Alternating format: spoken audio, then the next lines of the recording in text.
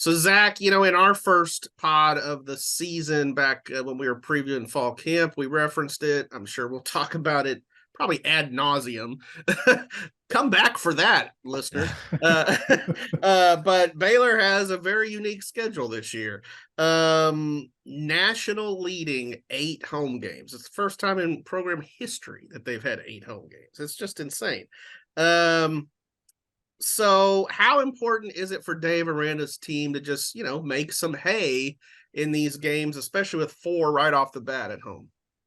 I think it's a huge, there are a lot of questions about Baylor, right? We don't really know. It could go either way, right? Baylor could easily compete for, a Big 12 title, or they could have a season like last year, right? Where things kind of go off the rails pretty easily. And I think we'll get a very good sense these first really 3 games before Texas, where they are, how confident it, Dave Aranda can talk up Blake Shapen's confidence, and everybody can talk up Blake Shapen's confidence, but until it's, the lights are on and, you're actually playing against a top 25 opponent like Utah, that's really going to tell us where it is. And this defense, there are, like I said before, many question marks, especially in the secondary. And how are the transfers going to, like Mike Smith, going to kind of gel? And, can Gabe Hall and TJ,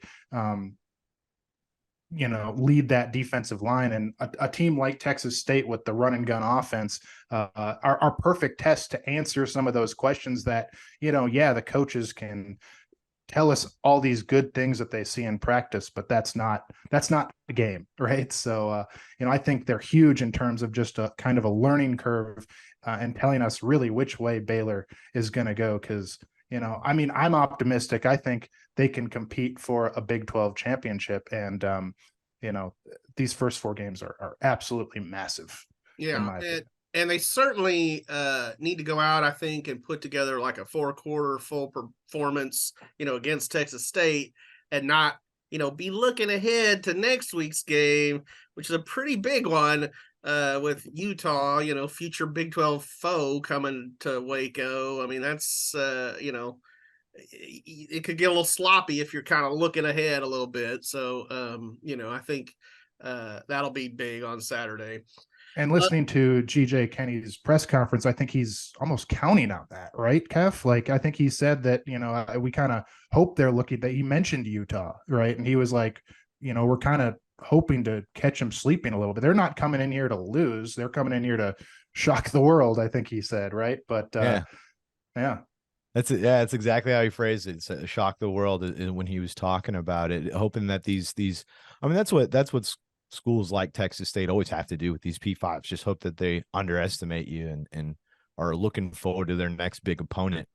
But yeah, that's definitely something the Bobcats are trying to count on. And even though I was talking about they're going to be cycling through this roster and cycling through these 53 men and, the whole 27 points underdogs, GJ Kenny's not worried about that. I mean, I was at practice on Tuesday and they let you come out a little early whenever they're doing warm-ups. Like I was saying, they don't let you watch 11 on 11. Right when I got there, they were already doing 11 on 11. So they're like, hey, we're going to shoo you back. So I didn't get to watch any practice. And when he came to the press conference, they were going full pads. They're going hard.